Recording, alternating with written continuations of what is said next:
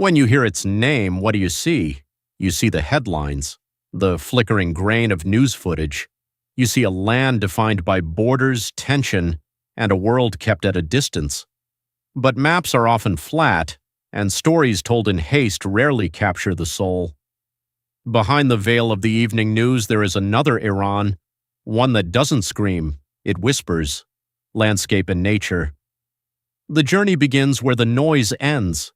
Here the earth speaks in the language of extremes, from the jagged snow-crowned peaks of the Alborz to the singing sands of the Lut Desert, where the sun has carved the land into surreal, otherworldly cathedrals of stone.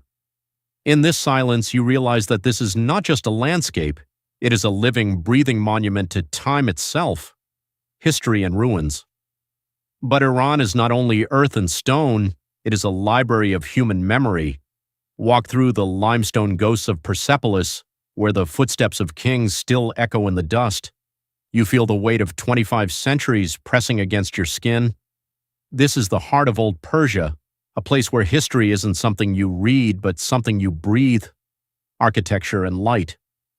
And then the journey takes us into a world of blue, not just a color, but a portal.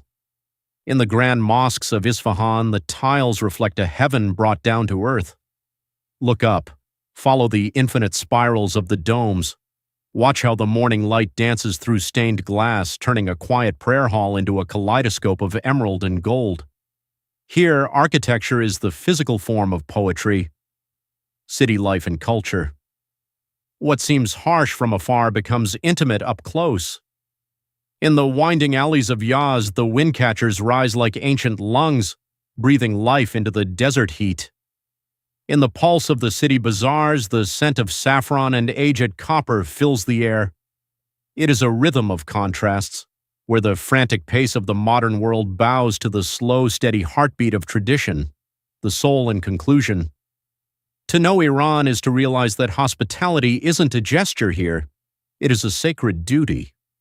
By the end of this journey, the headlines begin to fade. You realize that you didn't just visit a country, you encountered a feeling.